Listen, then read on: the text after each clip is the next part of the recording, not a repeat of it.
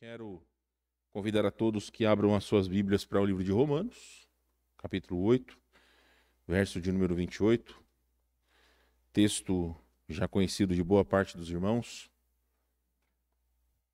A lição de hoje, ou na verdade a meditação de hoje, ela vai ser dividida em duas partes. Romanos capítulo 8, obrigado querida. Romanos capítulo 8, versículo 28. Então nós vamos começar hoje, vamos terminar na semana que vem. Eu já adianto a vocês que aquilo que falaremos hoje, semana que vem, talvez seja das situações mais difíceis do cristão poder entender, poder aceitar, e como o diabo age no seu íntimo e nosso íntimo quando nós não compreendemos qual a vontade de Deus. Então, Romanos capítulo 8, versículo 28, a palavra de Deus vai nos dizer o seguinte: sabemos que todas as coisas cooperam para o bem daqueles que amam a Deus, daqueles que são chamados segundo o seu propósito. Vamos orar? Pai de amor, Deus de misericórdia, em nome de Jesus, entramos em sua presença agradecidos porque nos deu a salvação em Cristo, nos tem cuidado cada dia, suprido e sustentado a cada um de nós. Obrigado, Senhor Deus, pelo dom da vida. Obrigado por nossas famílias, obrigado por nossa igreja. Desejo que esta meditação essa noite venha de encontro a corações sedentos por encontrá-lo, Senhor. Corações dispostos a aprenderem mais sobre o Senhor. Que nós, como cristãos, possamos nos debruçar diante da sua palavra, nos esmerar em aprender mais sobre o Senhor, em buscá-lo através das orações, em buscá-lo através da leitura da tua palavra. Mas fala aos nossos corações, Senhor Deus, não só a nós aqui presentes, mas aqueles que futuramente hão de ver esse desafio. É o que nós lhe pedimos em nome de Jesus. Amém. Meus irmãos, eu já anunciei a vocês que o resultado do meu trabalho, do meu TCC, eu vou fazê-lo em forma de estudos nos domingos à noite.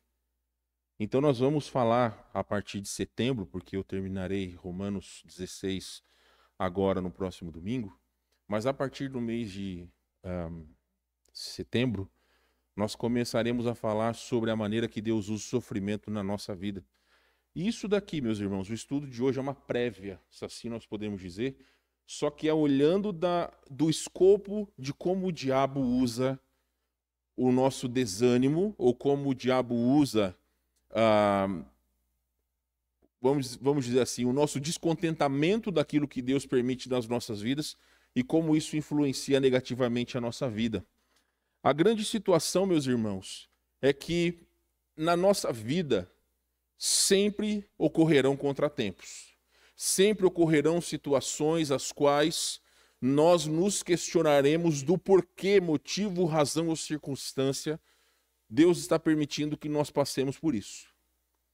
Sempre isso vai acontecer, porque na mente de alguns crentes, e eu já ouvi isso algumas vezes, as pessoas acham que fidelidade a Deus significa uma vida mais tranquila. Só que eu já adianto a vocês, não é só o crente atual que pensa isso.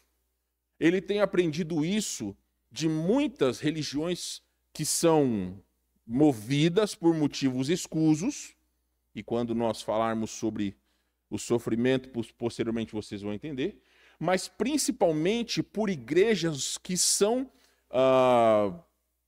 determinadas, ou pelo menos que são fundadas, ou a sua fundação, a sua base na teologia da prosperidade. Porque a teologia da prosperidade é totalmente contra o sofrimento.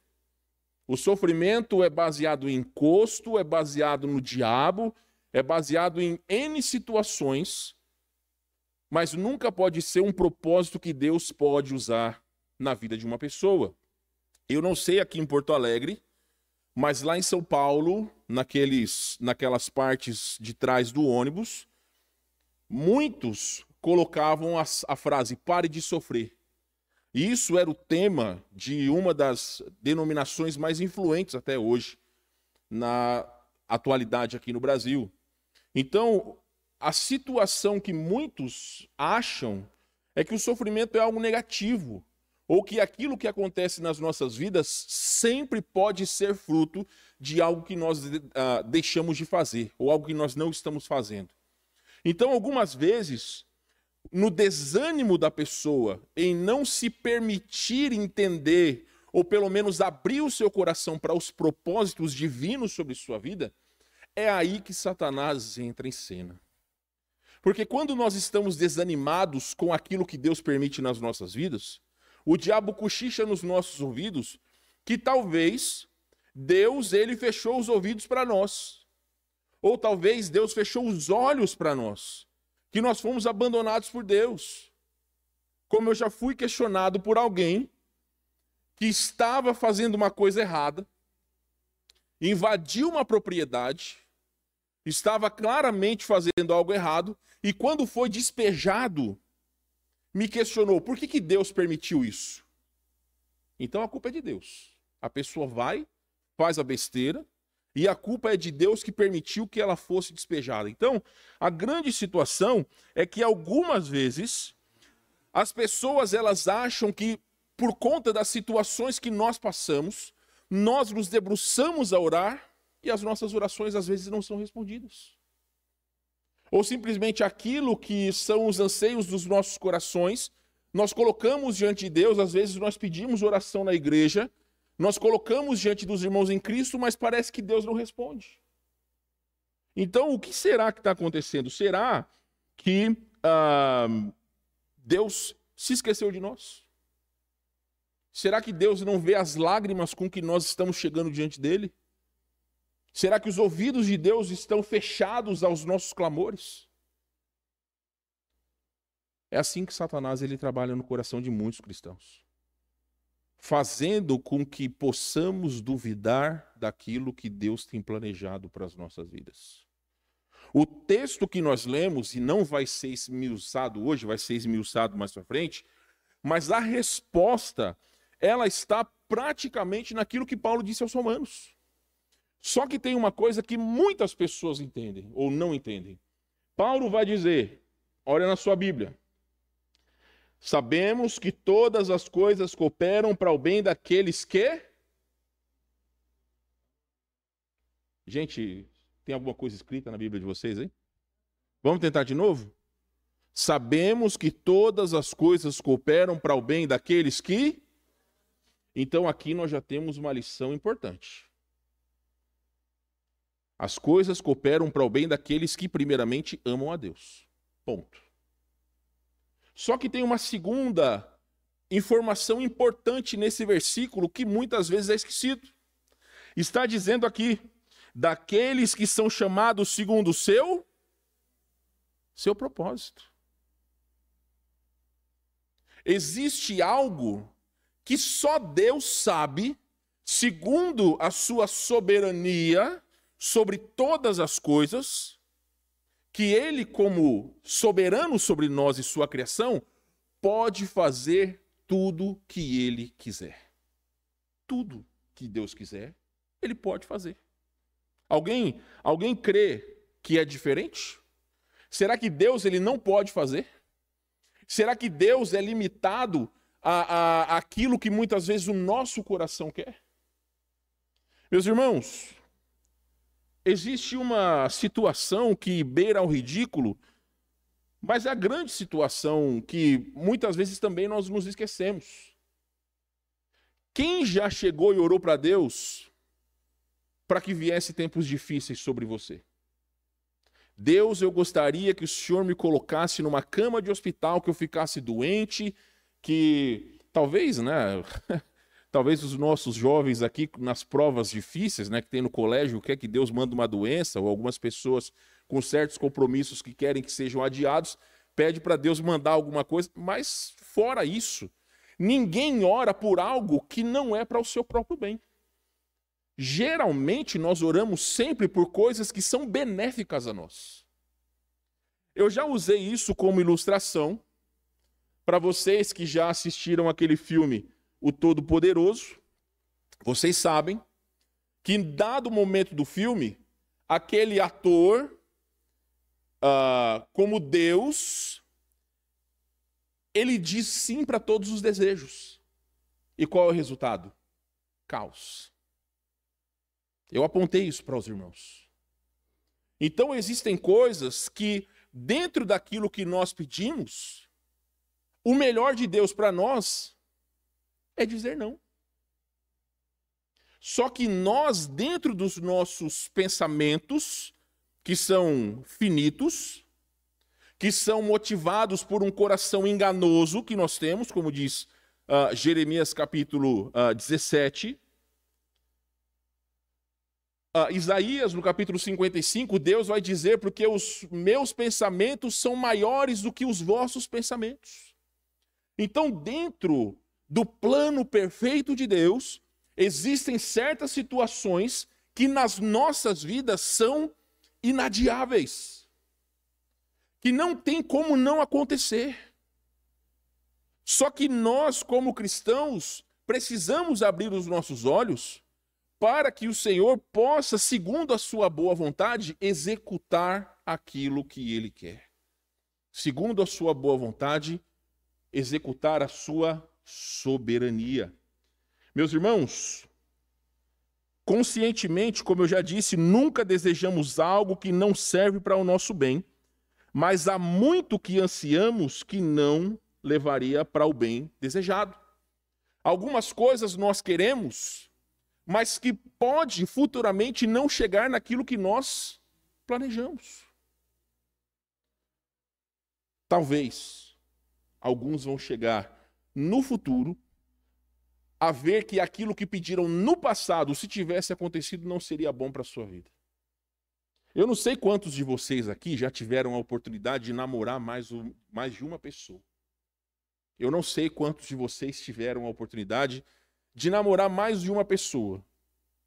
Mas às vezes, quando você estava com determinada pessoa, você achava que ele ou ela seria a pessoa da sua vida.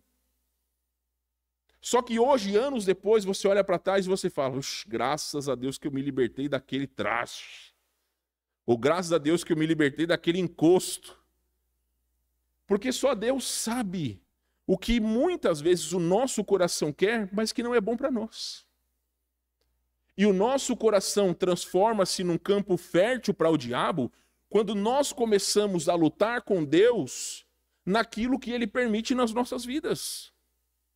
Porque, meus irmãos, ou Deus é soberano, ou Ele não é. Não existe meio termo.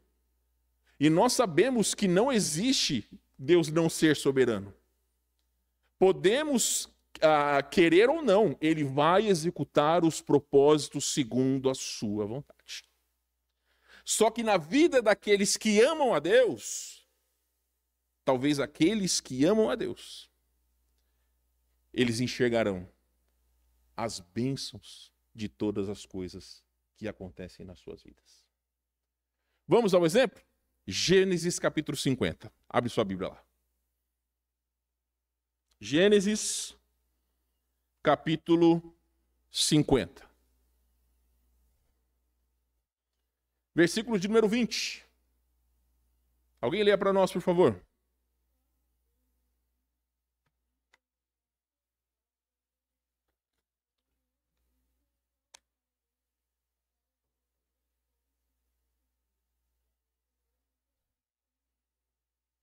Meus irmãos, quem que é o personagem em questão falando isso daqui? Vocês estão com vergonha, gente? Quem que é, pessoal? José.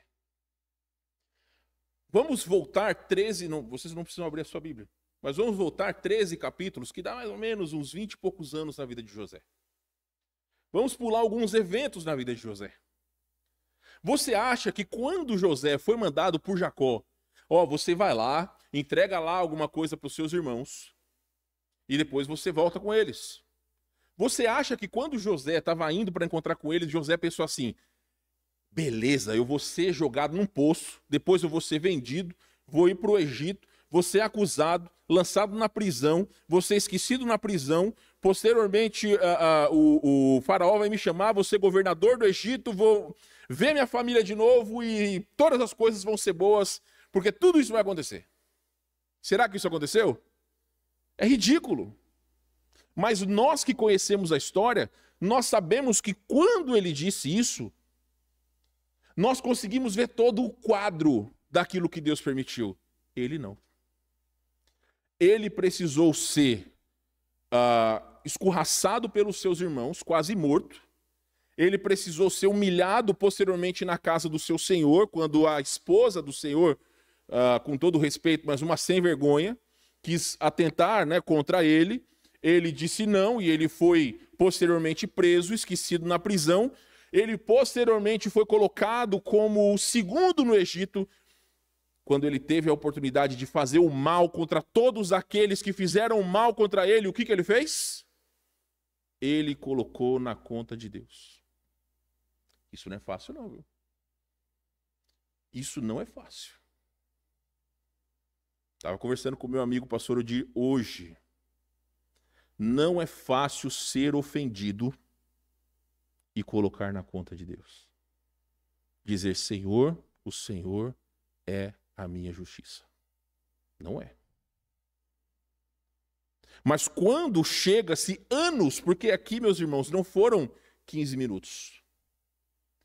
Foram pelo menos 20 a 25 anos que José passou por todas as coisas para ele dizer, vós intentastes o mal contra mim, porém Deus o intentou para o bem. Imagina se quando ele tivesse dentro daquele poço jogado pelos seus irmãos, ele começasse, Deus me abandonou. Ou se posteriormente ele lá na prisão, Deus me abandonou. Ou posteriormente, todas as situações. Não. Gênesis detalha que em todos os momentos que José estava literalmente no fundo do poço, a fidelidade dele se destacava. A fidelidade dele se destacou aos seus senhores, posteriormente aos aqueles que estavam na prisão e posteriormente a toda a nação do Egito. Então, meus irmãos, pela fidelidade de um homem, milhões de pessoas foram salvas da fome. Milhões foram salvas da fome. E todo o plano perfeito de Deus para que os judeus posteriormente fossem para o Egito, tudo passou pela fidelidade de José. Aí vai hoje em dia o crente. Está afligido por alguma situação. Deus me abandonou.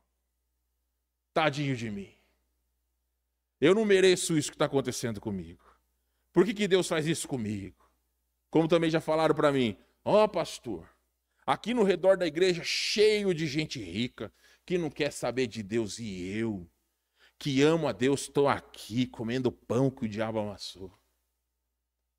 Vocês dão risada, mas é verdade. Eu tenho que ouvir umas barbaridades como essa. A grande situação, meus irmãos, é que Deus não nos prometeu riquezas nesse mundo. O próprio Senhor Jesus Cristo, ele foi sustentado pelos seus discípulos. Isso é dito. Algumas mulheres piedosas ajudavam o ministério de Jesus. Então, o próprio Senhor do universo, quando veio a esse mundo, ele não esbanjou riquezas. Então notem, meus irmãos, como o diabo ele consegue convencer corações fracos de como parece que Deus fechou os olhos para as nossas dificuldades. Nós não vamos ler, mas 1 Samuel capítulo 8 detalha sobre o povo de Israel que pediu um rei a Deus. Qual que era a vontade de Deus? Monocracia. Ou seja, Deus que estava reinando sobre o povo. Mas eles quiseram um rei. Eles quiseram, na verdade, teocracia, né? Deus reinando sobre o povo. Mas eles quiseram um rei. E o texto detalha que eles olharam para as nações ao redor e quiseram ser como eles. Deus sempre detalhou que o povo de Deus deveria ser diferente.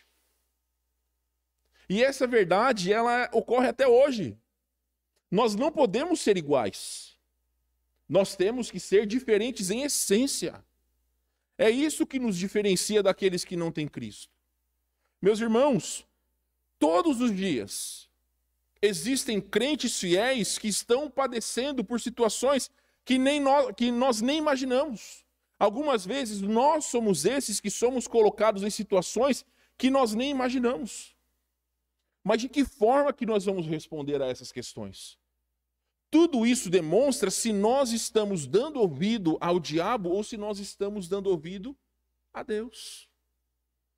Então, há muitas coisas que são contra o nosso desejo,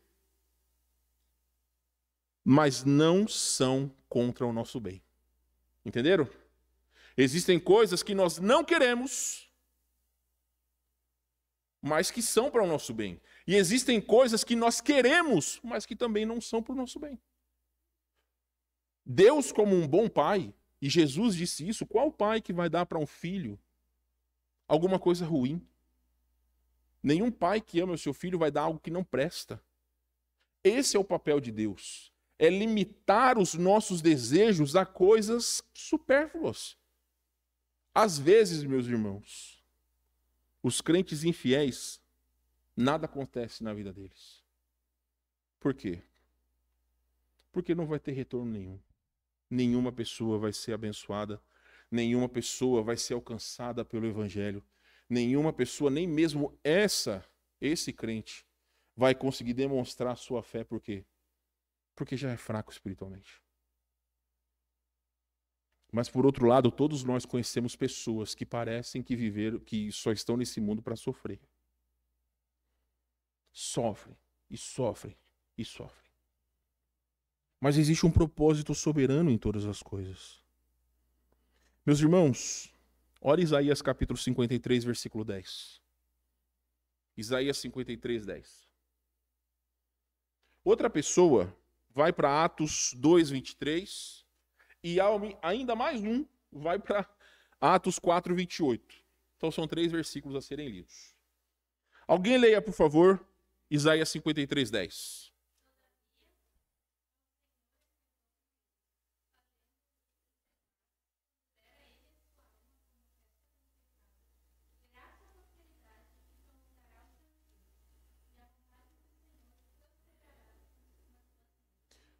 Atentem-se nessa informação. A Deus, ou Deus, agradou Moê-lo. Ponto. Atos 2, 23.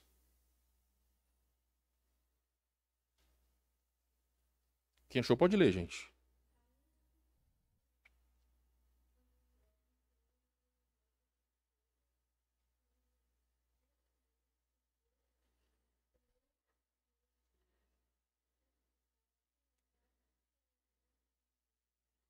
Então notem, sendo este entregue pelo determinado desígnio e presciência de Deus, vós o matastes, crucificando por mão de iníquos. Atos 4, 28. A Esther vai ler para nós aqui, que ela estava tentando ler, não conseguiu. A Esther vai ler para nós aí. Abra aí, Esther. Atos 4, 28, por favor.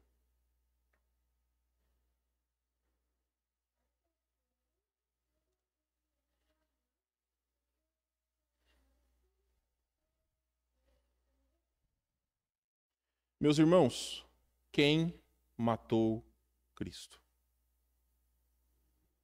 Quem? Quem, meus irmãos? Quem matou Cristo? Vocês estão só balbuciando palavras, eu não estou entendendo. Os iníquos, os pecadores. Quem mais? Quem matou Cristo? Não, gente, não tem vergonha não. Ninguém vai receber 0 na prova se errar. Quem matou Cristo, gente?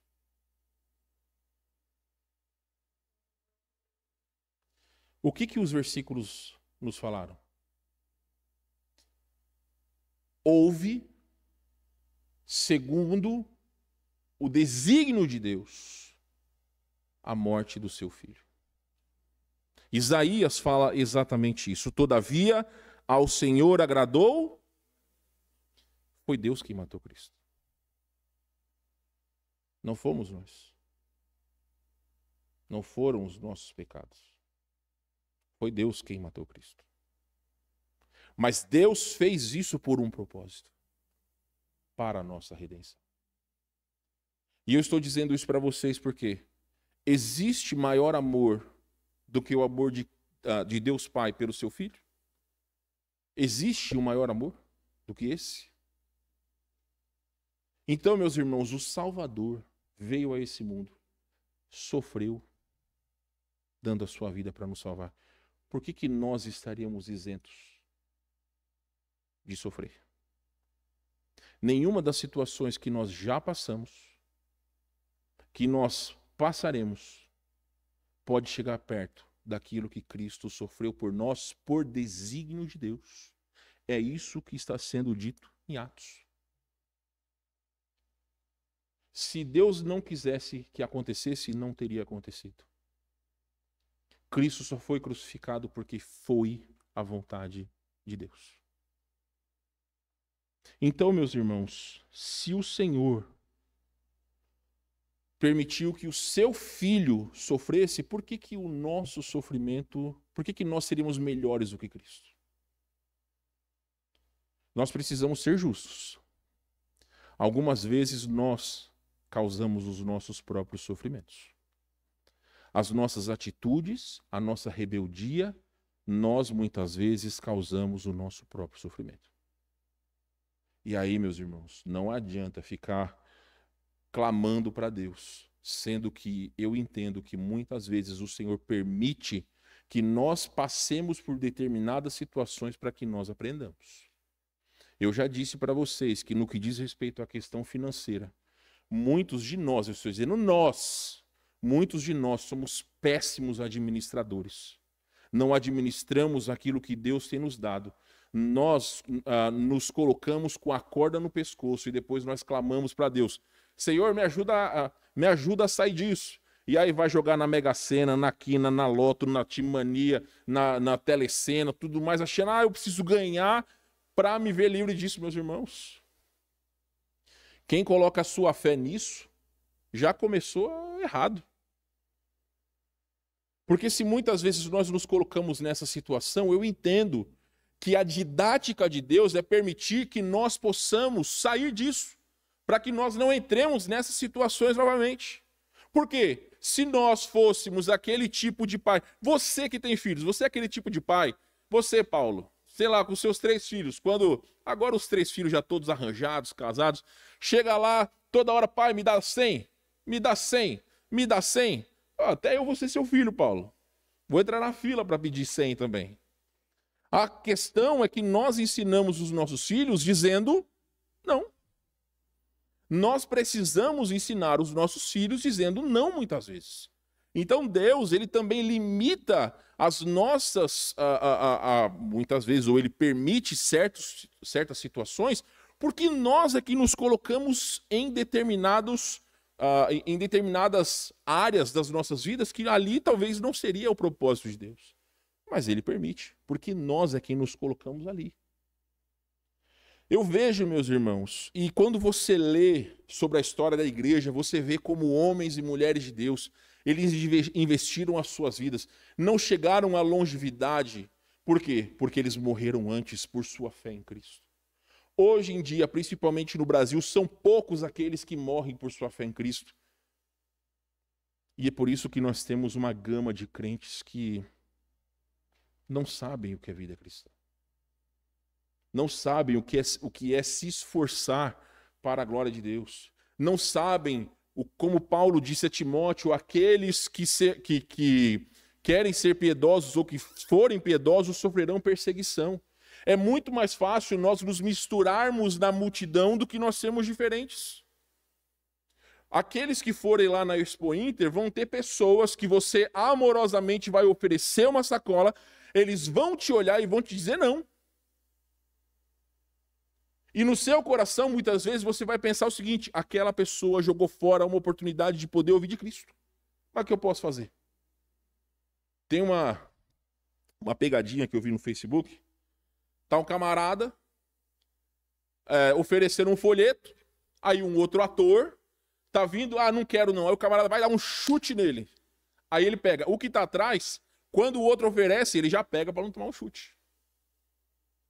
nós não fazemos evangelismo desse jeito. As pessoas devem pegar,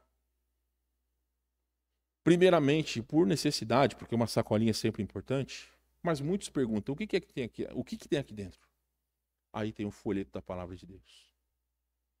Então, meus irmãos amados, existem situações que nós passaremos, que nós seremos colocados, que são parte do propósito de Deus.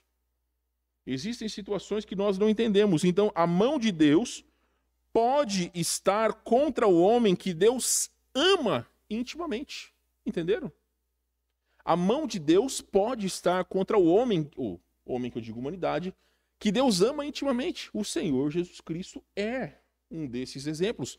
Jó é um desses exemplos. Davi é um desses exemplos. Jó não pecou, diferentemente dos demais, mas Davi, o homem segundo o coração de Deus, quando ele pecou, o chicote de Deus estralou nas suas costas. Existiram coisas, e os salmos estão aí para nos mostrar, que em muitas situações que ele sofreu de maneira... sofreu, claro, era o propósito de Deus, mas era um sofrimento que a culpa não era dele. Quando, por exemplo, ele foi perseguido por Saul. Nos muitos salmos que ele expressou, que ele escreveu, ele expressou a sua confiança em Deus. Deus é o meu refúgio, minha fortaleza.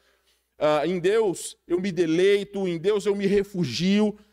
Essa deve ser a nossa atitude.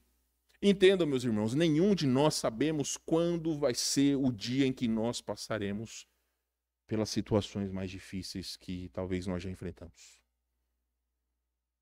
Às vezes pode ser uma coisinha simples. Às vezes pode ser algo que nós não conseguimos mensurar. Mas todas as coisas cooperam para o bem daqueles que amam a Deus.